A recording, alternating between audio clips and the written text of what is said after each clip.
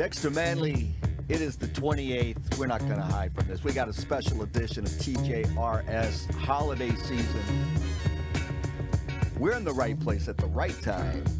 Some people are at the right place at the wrong time. John Riggins is here to tell you all about it here on the John Riggins Show. Well, thank you, Todd. Dex, how you doing? Better than good, better than most. Thank you. Todd, how about you? I'm doing fantastic. It's a great holiday week. We keep on keeping on, getting ready for 2021. By the way, every edition is a special edition of the John Riggins Show. This is true. We don't like to brag. Christmas doesn't really influence this one. Yeah, Dex, go ahead. Todd, you're doing fantastic after a loss yesterday? Wait a second. Well, he didn't have anything on the game, did you, Todd? I did not. I'm not that dumb. So he's fine. I'm not good. that dumb. Oh, by the way, speaking of having something, Dex, I'm going to give you this back because you're a kid and you don't know what you're doing with your money here when it comes to wagering bets on this football team. You take that back because I don't feel right. Your bet was an impossible bet, Dex. I can't let you do that kind of He's letting you off the hook, Dex. Yeah. Even though, and Dex bought himself out, was excellent last week. He paid, he gave me 20 on a $25 bet, but paid early. So, yes, it was he like, did. But I thought about it and I just couldn't. After watching yesterday, I couldn't sleep last night thinking, I took Dexter's money on a bet like that. That was wrong. That was just plain wrong. I don't want Dex. It ain't like he's making tons of money doing the John Riggins Show. So I'm thinking, I think I'll be good to Dex and give it back to him. Not yet. Well, listen, guys, this is a very interesting, obviously, Todd, you have the breaking news. Why don't you go ahead and lay it out for us? Okay. And then I will make my comments because this dawned on me this morning after I read an article in the USA Today. This does not surprise me. What did we say last week? They should have at least suspended him last week. But last week, before this happened, he had some use, perhaps, and that was to play yesterday and lead the team to victory. But that did not happen. And then I think what I'm going to add to this whole thing is a thing that pushed this over the edge, and now why we end up with this breaking news. Go ahead, Todd. Breaking news literally 2 minutes ago prior to recording this here. A statement from head coach Ron Rivera of your Washington football team. This afternoon I met with Dwayne, he being Dwayne Haskins, and informed him that we would be releasing him. I told him that I believe it benefits both parties that we go our separate ways. We want to thank Dwayne for his contributions these last 2 seasons and wish him well moving forward. So the Dwayne Haskins short-lived era is over in Washington.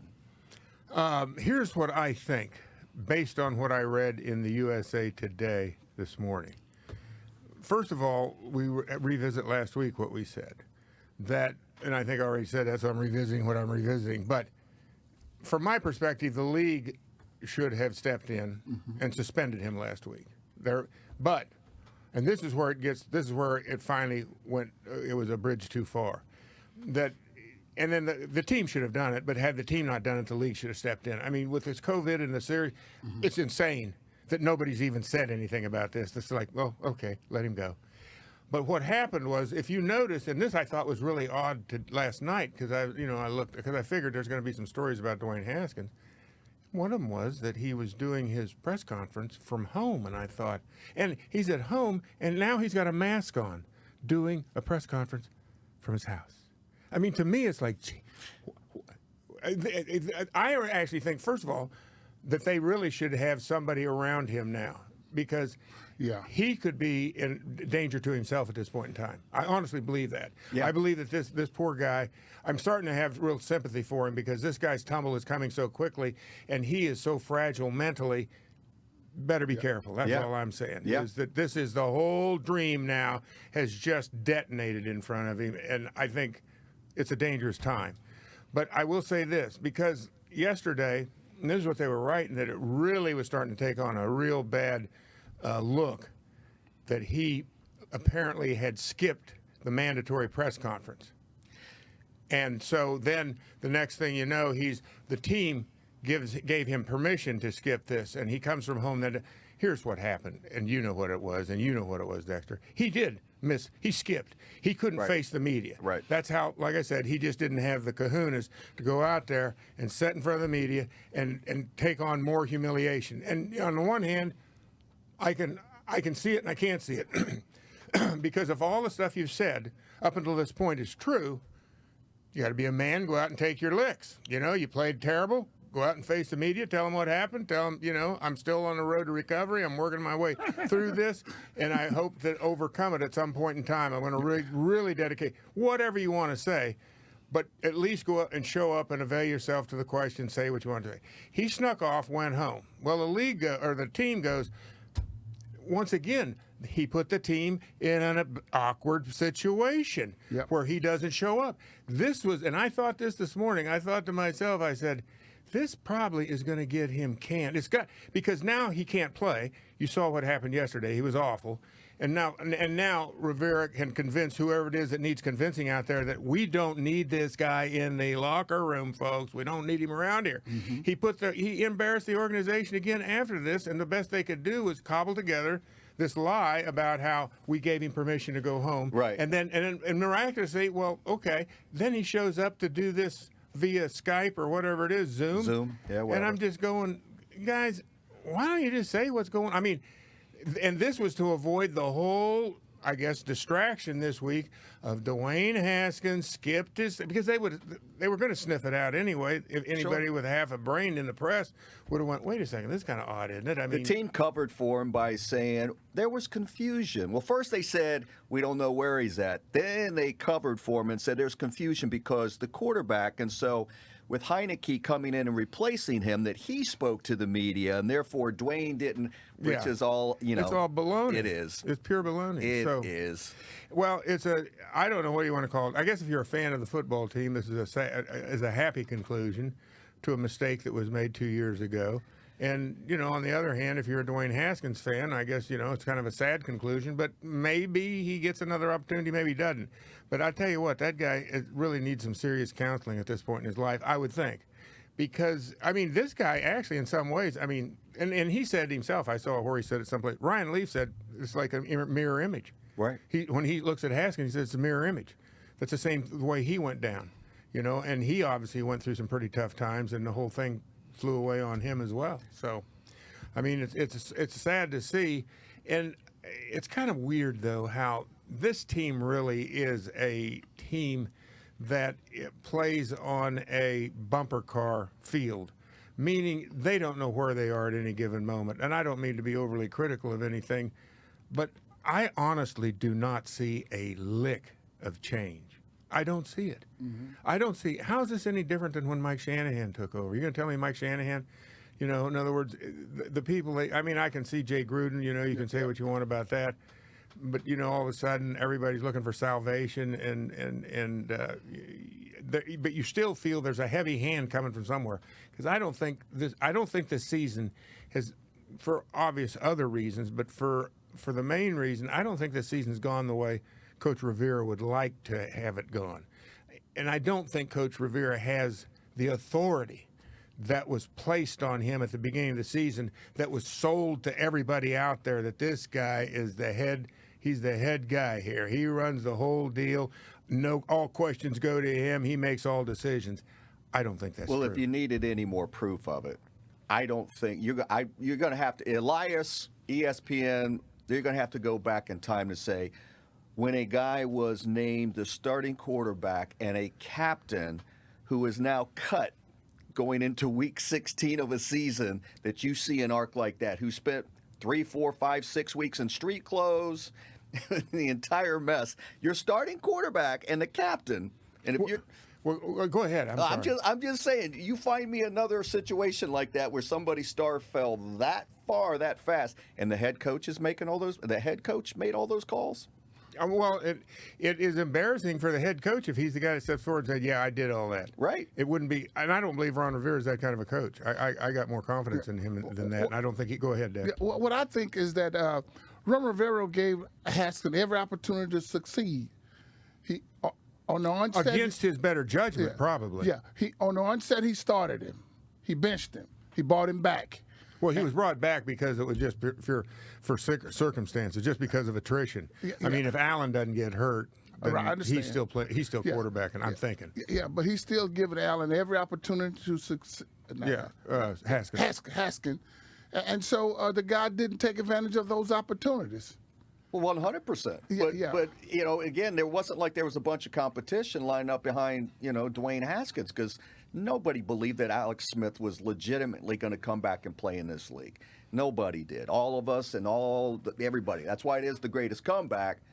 The greatest comeback to get in and take snaps on his performance. He hasn't been any good. Yeah. He hasn't been any good as an NFL In fact, quarterback. Heinicke looks like he probably would have been the guy to bring back when Allen went down. Well, in all honesty, Yeah, it's been a fairy tale ending kind of, and a fairy tale. In other words, you want to talk? I'm sorry, Todd, I cut you off too, No. but there's been kind of a, what do you call it? The side stories. This team's been about side stories. And, Rivera overcoming cancer or, going through his treatments and still coaching. And, of course, Alex Smith getting an opportunity to play. The actual team itself is kind of, and then it's not like they've been a juggernaut and won about 15 games in a row or something. They're I don't know, average team, below average team. Like I said, they're not a good football team. Maybe they're not a bad football team, but yesterday they're a bad football they're team. more bad than they are good. I agree. I mean, come on, guys. And Yeah, you guys being the former players and winning Super Bowls and at the highest level, everybody wants to give this defense the benefit of the doubt. This defense That's right. is not a good defense. You're down 20-0. Okay, the one touchdown special teams or whatever. To Carolina, who's got nothing to play for, who doesn't have Christian McCaffrey and many other players, and they were terrible. You couldn't stop the run. You can't, right. You So- can't. I mean, what else can we say? How many times have we made excuses that they put the offense in a hole? We know the offense stinks. The defense had nothing. Well, I mean, that's just the bottom line here. And yet you go, and this is what makes it so weird that you play in such a division that's so just god awful that last game of the season, it's all or none. You can take it all, or you're all in or you're all out. It's one way or the other. It's kind of it's magical in a weird sort of way that you can be in this place and doing it all. You're up for a position to have a home game in the playoffs, and you don't even know who your quarterback is. That's like a first, got to be a first, that you've been through all these, and the guy that started the penultimate game, you actually cut him from the team before your first playoff game. Listen, that's pretty incredible. You ripped off his captaincy. You ripped off his stripes the week before. We'll show you now. Go out there and get us the win. Now, this defies description because when you think about it, when he was demoted originally from the starter to the third team, and then late in the season, because of this, we fined him $40,000, and we stripped him of his captainship. Now go get him. But the point is, captain? Why even bring it up? I think most people, tacitly understood he's no longer a captain. And we stripped him. I would have figured when they demoted him to third team, it's like, he's still the captain? Once again, we talked about this. Well, he's in street clothes this weekend. Can he actually go out for the coin toss? And Do both legs work? Yeah. Both legs work? I don't know. You're in. It's pretty bizarre. And then I got to tell you this, too. I mean, I thought it was kind of, I guess, an irony, but they showed at the beginning of the game last week, on Sunday, they showed when the team, came out of the locker room, out of the tunnel, number 7 was leading the charge. And I thought to myself, if I'm him, I mean, is this what I'm... It just shows you lack of awareness. Lack of awareness. The kid's clueless. And he's not a kid. He's an adult. I'm sorry. Well, in a way he is, in a way he isn't. He really is a person that is so immature. Yeah, Dex. Well, I think Heinicke, that probably cost him his job because the guy outplayed Haskins all day yesterday. Well, yes and no. I mean, ultimately, Haskins still knows. He still knows the system, and what they're doing offensively. But for them to take this step, there's something else involved in this. And I do believe it's just what we were talking about earlier. I honestly believe that by him just blowing off his press conference, which is mandatory, and he's well aware of that, didn't bother. I mean, they can say what they want, but if you're going to do that, okay, but go tell somebody. He didn't tell anybody. He snuck out of the locker room. That's what he did. Right. Because he didn't really, like I said, he wasn't, and this is the key word, man enough. Right. He's still a child. And, he's a child who wants to be protected, doesn't really want to go into the store and, and buy his soda pop. He wants, his dad to go in or his mom to go in or his brother or somebody. I've had children like this.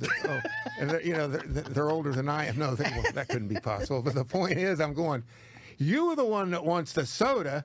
Here's the money. Go in and get it. And that's kind of, I think, the Dwayne Haskins. He's had everybody do all the dirty work for him. He steps in and takes the heroic picture at the end when everything's all settled. I just hope for his sake that somebody's with him at all times. Hopefully his family, they seem to be a tight-knit family. Well, that's good. Then that's where he belongs, is with his family right now. And that he's saving some of his money, the $15 million he get. Well, I don't know if he can spend $15 million in 1 year. But first of all, he didn't get it all up front, so there's still dribs and drabs that'll come in over time. But yeah, they got to keep an eye on old Dwayne, because I don't know, he might be. Well, up to here's something. how bad it gets. You guys realize Heinicke, what he was doing just a month ago. Heinicke is studying engineering at Old Dominion University and was taking his final exams. So to sign and come off the street, he had to get permission from a couple of engineers to allow him to postpone some critical finals. That's what they gave him special permission. That's what they did. So he was at Old Dominion. Since he knew Turner's system better, they thought. Right. But this guy literally was on the street as a student and played in Sunday's game. And played in Sunday's game. Well, let me say this. He consider all things he went through, you didn't really notice any difference at quarterback. And what I thought was really odd yesterday, I got to give the offensive line some credit. I thought Haskins had lots of time to throw the football from time. It wasn't like there was a big. And I thought Heinicke got the same benefit. Yeah. He stood back there forever. Right. And it's almost as if even Carolina, who is they're as good a football team as Washington is, and their record is 5-10. Right. But they're as good a football team. But, they didn't have any kind of a pass rush. No. And still, Washington couldn't throw the football. I mean, let's face it, when Haskins hit the one big play to, I think it was Sims, wasn't it? He finally escaped something. I mean, and I texted you this yesterday. When you watch that offense, and it's got to be really embarrassing for Scott Turner and Coach Rivera, that's a sandlot football team. Right. Their big plays come off of broken plays. Right. It isn't anything by design. And they hang around by accident. Right. Because teams are looking at him going, we know it's going to be dink and dunk underneath. Alex Smith ain't going to beat us. Haskins, he's wild and all. They're not going to take the training wheels off of him. We just saw that exact same routine again. But they was effective running the ball. They should have stayed with running the ball. That's true. Antonio Gibson had a nice game coming off of his turf toe, and they're keeping a close eye on that to see. Hopefully he didn't aggravate it anymore. A couple other injury updates, too, because nobody really understood how serious Terry McLaurin's high ankle sprain was, and apparently it's bad. Yeah. And they don't expect him to play this week. That's a big blow to a team that's trying. But in a way, it's almost save you the embarrassment.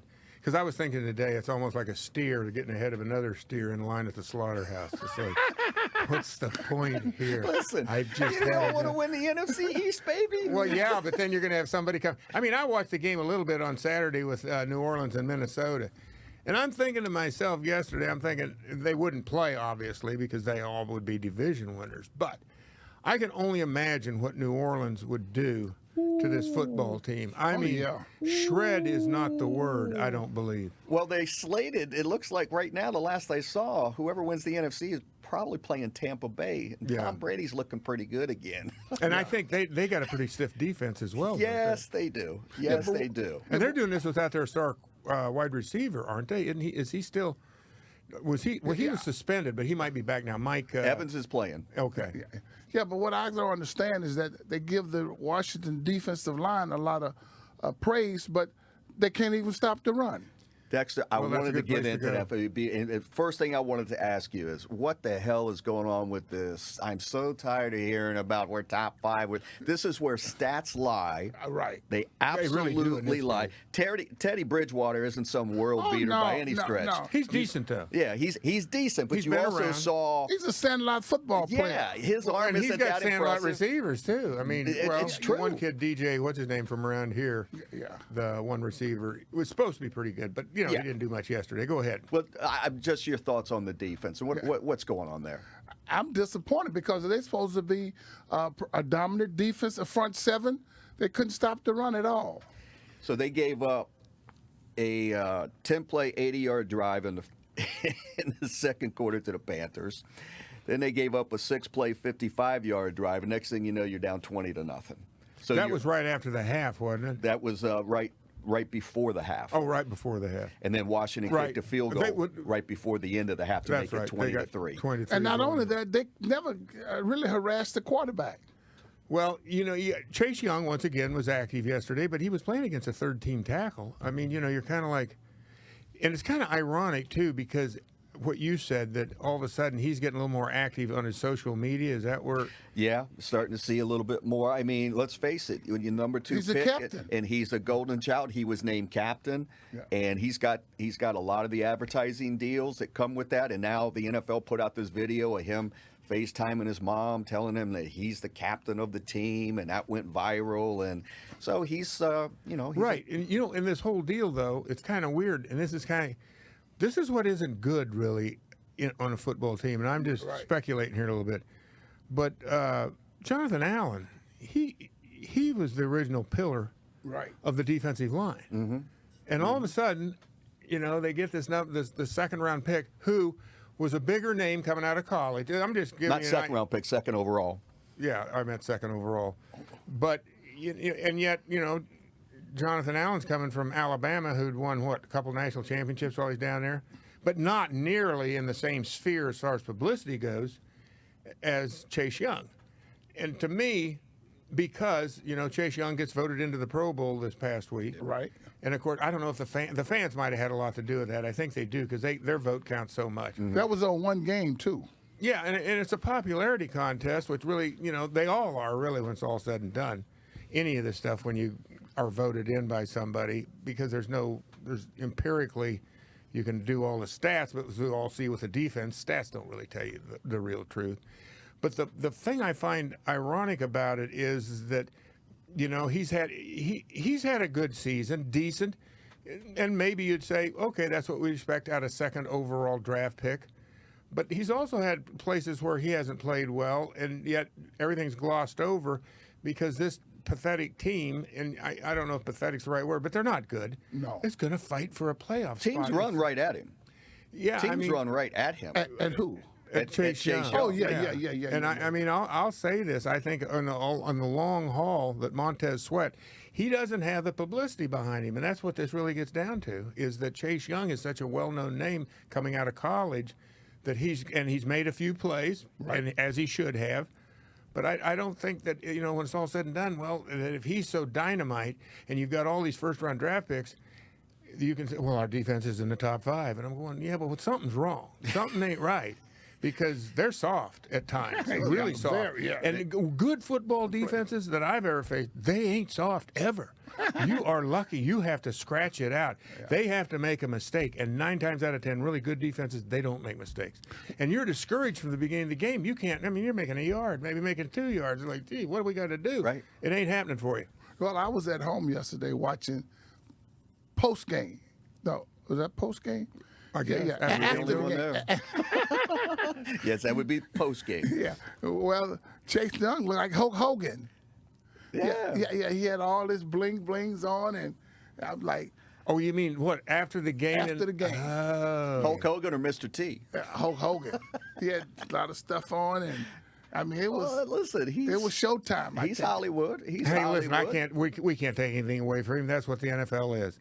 It is the WWE. Yeah. And everything's WWE until the ball's in play. Once the ball's in play, no longer WWE. Got to give them credit for that. But after that, it's like who can mug for the camera better. That's all, and it's all about advancing your social media. Visibility. Right, your brand. Yeah, I mean it's a strange world. I don't know. I'd have a lot of adjusting to do if I were playing in the league today. All right, guys. Well, here we go. Week 16, and it shakes down. 17. Week 17. Thank you, John. Yes. What's amazing is the Dallas Cowboys have won 3 in a row, and they play the New York Giants. Washington plays at Philadelphia. They flexed the Washington game, moved that to Sunday night. Right. So Dallas and New York play at 1 o'clock, and whoever wins that game, all Washington has to do is beat Philadelphia. If they lose, then the winner of the Giants and the Cowboys is your NFC East champion, with a maximum of 7-9 being the best record that's going to come out of that. But I think I division. saw it too that it's possible for the NFC East to a division winner to be 6-10. Yes. A 6-10 winner can emerge from the NFC East as the division winner, Yes. and host a team probably that's 10-6. That would be the Well, that would Dallas actually Cowboys. Actually they'll be 11-5 if Tampa wins their last game, right? Because they're 10-5 right now, I believe. Right. So it could be the Cowboys that they could finish. Yes. If they win and they get to 6-10, And Washington loses, Cowboys win the division. Yeah. I mean, it's pretty crazy. where you go right there. Actually, if the Cowboys win, they will be 7. It's the Giants. They'll be 7-9. If the Giants win They and would be- Washington loses, then the Giants go at 6-10. Now, That's what it was. did the Washington football team beat the Cowboys twice? They did. And the Giants beat Washington twice. So that's where it lies right now. So we'll get more into the breakdown of the Philly game in our I last know it's something. podcast of the year. Well, that's what I wanted to ask you just right now today. What are the boys in Vegas saying about this? You got anything on that? I do. I'd be surprised if you didn't. And what do you think it is? Washington at Philadelphia. I'm taking Sunday night football. I'm saying Philly, and they're probably like a -1 or a pick 'em. Dexter doesn't know. That's all good. Dexter, we yeah. already know which way you're going, big guy. -1, Riggo. Philly -1. Well done. Well, I would go with the Washington football team, but Jalen Hurts, I think he's going to hurt the defense. So I'm going to go with Philadelphia.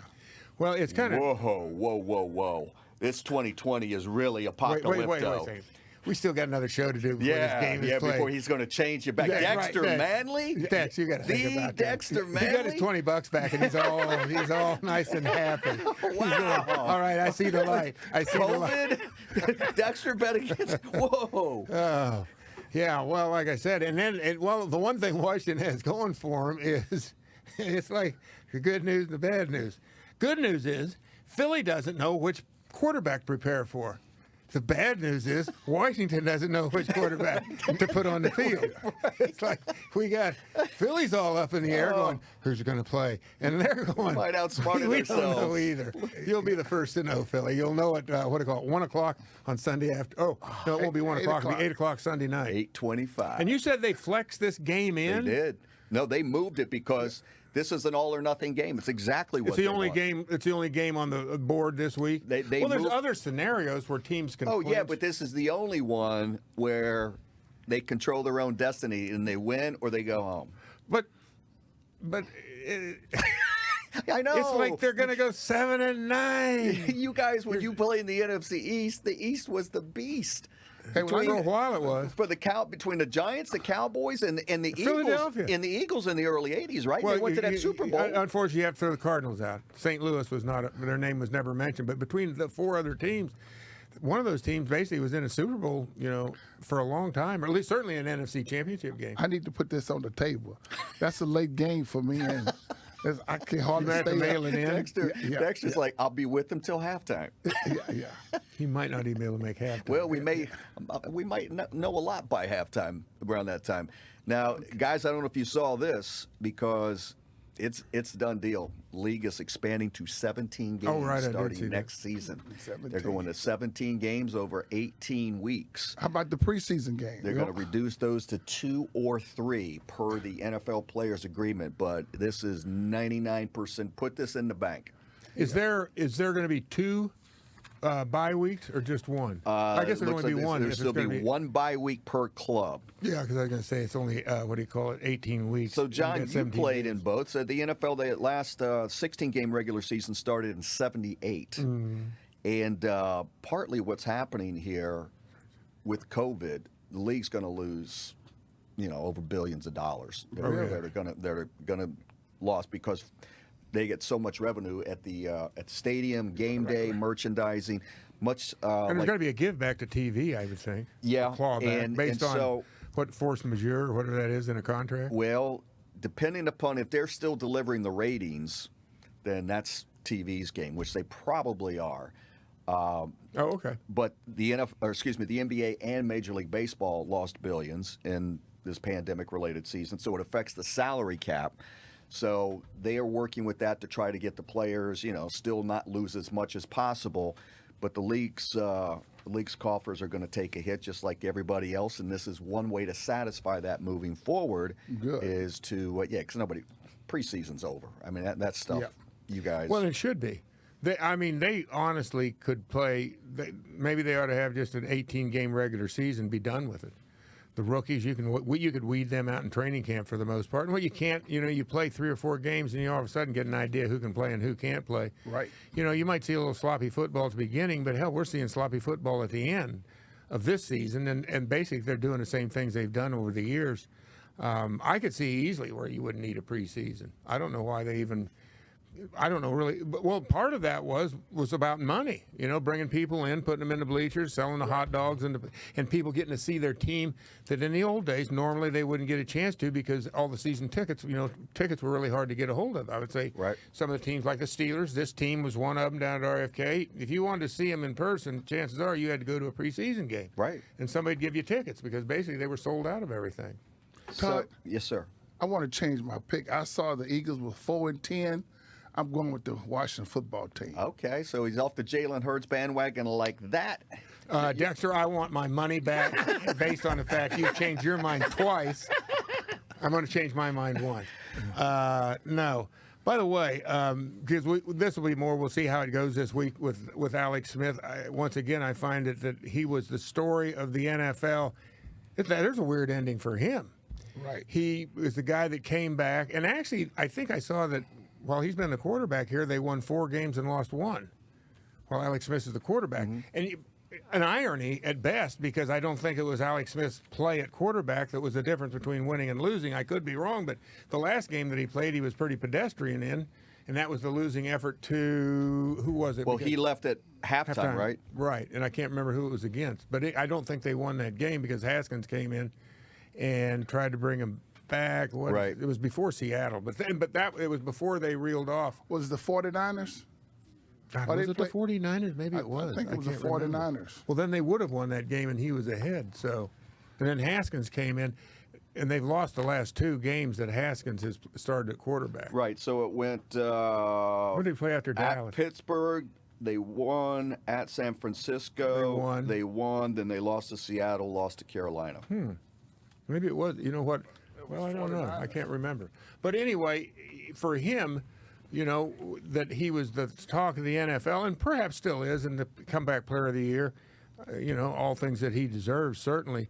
But for him now, it's hard to get in your head to where this guy we have. But the thing that dawned on me was that, the broken leg he felt completely confident in at the time when he was asked to come back and play. In other words, step in the game against, who was the Giants or somebody, and finish the game. And then he came back and he played for the next 3 or 4 weeks. But he had that confidence, even though it seemed to us on the outside that he wasn't quite where he was supposed to be. He didn't look as athletic as he normally was. Now, and I'm guessing it was what we all thought. He was at risk that whole time he's been out there. He's very fortunate something worse hasn't happened to him. 100%. I mean, he had somebody smiling over him. He had he was in the golden light. But now he knows, because you would think that, with a strained calf muscle, you get back there and you got to somehow, this is what they always expect. It's playoffs. This is the first playoff game for Washington, will be on Sunday night, is that we need you. We need you more than we ever have. We need a guy that knows the offense and an established leader, so on and so forth. And he's like, I don't know. So it shows you that finally he's kind of I don't want to say come to his senses, but he realizes that after, getting to where he got to and fighting his guts out to get to be and getting a chance to play and playing surprisingly well, not necessarily grade A football, but certainly considering all the circumstances, amazing football, that he's kind of like, I would say, sobering up now, realizing, this calf muscle, I don't know if I want to do this. I mean, in other words, it's the reality, and it's no shame on him, but it's like, what took you so long? Well, he said he couldn't protect himself. That's why he wasn't dressed and didn't start and didn't play, and that The injury was so severe that he felt vulnerable. That if you can't protect yourself, By the way, I know what the game was. It was the Rams, because that was the first one that the Rams was named Donaldson. He looked like he looked like a lioness that jumps up on the Cape Buffalo's back, and then the rest of them started. And for him to have survived that, I'm thinking that would have been the game that would have. I said, I'm done. I was dumb enough to come out here and get on the field for that. I'm done. I'm lucky I survived that attack. Yeah. He would. He does not. He would never work in the John Riggins School of how did you get it? What's that? How did you come up with it was the Rams? It just hit me because I remember that the scene of him literally being engulfed by, and it was his first game back. And that you realize that it was like, okay, and that's been quite a while back. I mean, that goes back five, 6 games or whatever. But it just hit me that he went through all that, and then you get to the end where they got it. That was the 5th game of the season. Yeah, and you get to a point where they actually have a playoff shot, and now he can't go. It's like this. I don't know if it's getting its proper due from the standpoint of people looking at this and deciphering for themselves what Alex Smith's mind, what his mind, or what he's telling himself here. Because on the one hand, you would think, and I think actually he will play this weekend. So what I'm going to say is basically moot. I think it's going to be part in combination of the fact that he knows, and this is where it gets dangerous, Dexter. For a player, he knows that everybody's counting on him to come through for him. But I'm going to tell you something. I don't think people can really appreciate this enough now that I've been blowing here about Alex Smith. But it just hit me, the gravity of his situation with exactly how much pressure is on him to play. That he's going to feel it in his mind, based on what I think I know about him, is that he's damned if he does and he's damned if he doesn't. He's in an awkward place, and I know that the team felt like that there's a very good chance that he's going to play this week. Mm-hmm. That based on the fact now they've kicked Haskins out, they got this young kid that they picked up off the street. I mean, if you go up to Philadelphia with Heinicke, whatever. Anyway, I don't know. I mean, can he pull a win off? It depends on Philadelphia. If Philadelphia wants to stay and play, I think it'll be a tough out for Washington. And that's where Smith becomes a pivotal point. Like I said, the pressure is going to be on him from the fan. What he'll internalize is the fans. He can't let the fans down. He can't let his teammates down. He can't let his coaches down. And to a certain extent, he's probably feeling he can't let his family down. The big guy upstairs, too. Yeah. Where? Snyder. Who's upstairs? Oh, I thought you was going all the way upstairs. The Lord. Yeah, that's what I thought he was like Dexter. Well, that's a good point too, Dex. That's an excellent point. Hey, John, I'm a lot younger than you. No, you're not. I get more convinced every day that you're my age. I'm Go ahead. surprised. You're younger than me, and you came up with when this guy got hurt, the Rams. Well, I'll tell you what, Dex, I'm going to bring it full circle for you. Because you and me are almost the same age. But think about it this way, guys. Week number 1, Philadelphia was kicking their butts. What was it, 20-0? Yeah. 20-3? And the captain and your starting quarterback, Mr. Haskins, led them in a comeback victory, probably his second half, probably his greatest time. Next to Detroit. He had 8 sacks from this unbelievable defense that was just chewing people up. So you started the season that way. I got to think Philadelphia might be a little pissed off of that one and say, we wouldn't mind sending these guys sitting at home with us for the holidays or 2021. I would say this, Todd. You're giving Philly a lot of credit. We're football players. Our memories are not that good. They can't remember back to that first game of the season. Right. I know I wouldn't be able to. Hey, they did what? I don't remember that.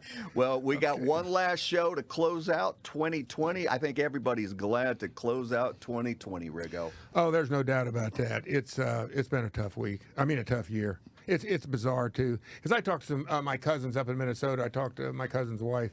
And they've been they're older than I am. They're, up pushing 80. And, in fact, my cousin is 80. I think he turned 80 a few months ago. And they live on the lake where the Love Boat sailed, Minnetonka. They're not. Yeah, I mean they're close to it, but so they live in a nice area and all that. But because they're older, I mean, they've been basically house ridden for 8, 9, 10 months. Yeah. I mean, and so I don't think of it that way because I at least go to the store and buy groceries and go home, and I live in a similar area. When we were talking, and I thought to myself, people that actually live in the city, and I'm talking about in a place where all you've got is brick and mortar around you for the most part, and people have been locked up in their apartments for 10 months. I mean, everybody's had it bad, but boy, I'm going to tell you, there's some people had it a lot worse than others, and then the people that actually caught the stuff, and it hasn't been good. This kind of morphs me into a movie I watched the other night when you talk about not being good. Every once in a while, Felicia and I get on these movies, and we've seen they're kind of like independent films, kind of. So you go ahead, you don't recognize any of the stars. One of them I did, but he's not really a very well-established person anyway. But it's a film about a lumberjack, a guy in the lumber business that somehow they are using his facility to traffic drugs. And of course, he turns out to be the lumberjack MacGyver. I mean, you have to see the movie because the bad guys show up. What happens is they're moving drugs out in the logging trucks that leave his place because one of the drivers is in with the drug gang, with the cartel, and they put the drugs in a log. I watched this. I know exactly what you're talking about. I watched it last week. Well, Braven is the name of the movie. Braven. The family name is Braven. Yes, Joe Braven is the guy. And the trucker crashes. Yes. And the coke's in half a log. Yes, exactly. So they stash it. They stash it in Braven, who's the logger, in his cabin that he has up in the mountains. And so his weekend getaway cabin. He's not supposed to be there. Exactly. And so, but as things would have it, his dad is getting senile and getting dementia. He gets in fights, so he's got to have this long talk with his dad. And so he decides to drive him up to the cabin. I mean, all the circumstances. But what really got me was when the bad guys show up, and they've got every possible weapon you can imagine, Dexter. The only thing missing was bazooka, a pea shooter, and a slingshot. Other than that, they're like Soldier of Fortune, man. Yeah, I'm like, what and the a hell? catapult, maybe one of those. And things the only other good news was that his father, when he did have his Vietnam flashbacks and his sniper skills came in, those were good flashbacks when they were needed. But it was ultimately though the scenarios that they expect you to believe. The director, because like I said, these guys had. Some of them had one of them must have had an Uzi, one of them had an AK, one of them had a shotgun. It looked like he went quail hunting the day before. It was like, what do directors get in their head that when you got bad guys, they all have to have a different weapon? Right. Because if it was really a well-oiled operation, they'd all have the same weapon. Because if one of them goes down and the other that's not sexy, Riggo. But the other one looks stupid. You mix in a bow and arrow from the wife who's a champion archer. There's the other aspect of it. When he wasn't a bad archer himself, what's the odds he draws the bow back right when the guy looks through the hole in the door and he sticks an arrow right between his eyes? Dexter, highly recommend this one. What's it called again? Braven. Braven. But before I finish on this, the last scene is the best scene. Now, I'm still trying to figure out, Todd, how to go with this. Did he plan it that he himself? First of all, you got to. This guy's chasing him, okay? And so he gets up to the top. Now, I don't know why. I mean, to me, it's like they both are down to knives. The guy don't have a gun, so they both got knives. They're going to have a knife fight on the top of the hill here, top of the mountain. And and it's right by the ledge, which falls into the sea, which is well down below. You don't want to fall over this thing. This is like a 200-foot drop. You've already had a couple of guys check out that way. Yeah, exactly. So they get into it's a drawdown on the top of the mountain. But before this guy's ahead of him, and he thinks to put in his bag as he takes off when he leaves the house, and the bad guy chasing him with a gun. He thinks to put in his bag rope, and he thinks to put in his bag a bear trap with also the line you need on it to anchor it so a bear can't just, the bear trap is nothing unless you anchor it to the ground because the bear will just walk off with a trap on his foot. Pissed off, but he still got it. So he thinks to do all this stuff. And I'm thinking to myself, I'm running for this guy. Now, you realize a bear trap probably weighs about 50 pounds. I mean, it's a chunk of steel that's about this big. It easily would. Now, and the other part of it is he's in the snow on the top of the mountain. Do you realize how hard it is to set a bear trap? I'm not 100% sure. Relatively easy. It was a double long spring bear trap, which I'm not sure, but I think you need like a crowbar or something. I've never set one, but I don't think you have enough strength to stand on the springs and open up the bear traps. And then when you do, you almost need somebody to set the tag on the dog on it. This is not Riggo approved. This is one out of a million guys. You're losing your fingers. You're losing your fingers. And I'm thinking to myself, when that trap closes on your leg, It's a good chance, and this also has a bear trap with the teeth on it. Yeah. Right? So yeah, it's got teeth. the jagged. So when this thing closes, so anyway, they get up there and they get knocked, and you keep thinking, oh, this guy, he thought it all out. He's going to bait this guy, and he'll step in the bear trap, and then he'll have it, right? Right. Have you set a bear trap before? No, I never have. I've set a few number 4 double long springs. But Dexter, and that took all I could he do. has strategically set up this bear trap covered in snow because you think he's going to walk the bad guy Into the bear trap. Right, and so then he wins. Yeah, exactly. Because it's like, hey, what are you going to do with that knife now? You can't get to him. You got a bear trap on your foot. So anyway, they get into it, and somehow they're dancing around there. And all of a sudden, he gets the bad guy real close, and then all of a sudden, there's a turn in the fight, and the bad guy starts to take the advantage. And so now, all of a sudden, this guy gets up, and if I'm not mistaken, he gives him the bum's rush, because now he's going to push him over the side of the mountain. But in order to do that, he himself is going to have to sacrifice himself and go over the side of the mountain. So he steps in the bear trap. The protagonist steps in the bear trap and knows that I'm anchored to the top here. So when I go over the side, I will stay. The bad guy will fall. Now, it hurts like hell. I've got a broken leg, double compound fracture. Forget Alex Smith. I am the comeback logger of the year. Okay. Because Jason Momoa lives to fight another day. When I come back from this. But now, this is the incredibleness hasn't stopped yet. He's dangling over the side of the mountain, hanging there by his foot with his bear trap on his foot. Now you work the abs. And somehow, Dexter, he manages to work the abs. He's a contortionist. He works for Cirque du Soleil. He pulls himself up. He's like a snake. He gets a hold of it, and he's got wire rope that isn't even as big around as my finger. Somehow he manages. No, it did take him 2 or 3 tries. He gets up the top of the hill. By the time everybody gets there to save him, he's got the bear trap off his foot. He's already taken a bear trap off. Jaws of steel. Jesus, this guy. I don't want to mess with that dude.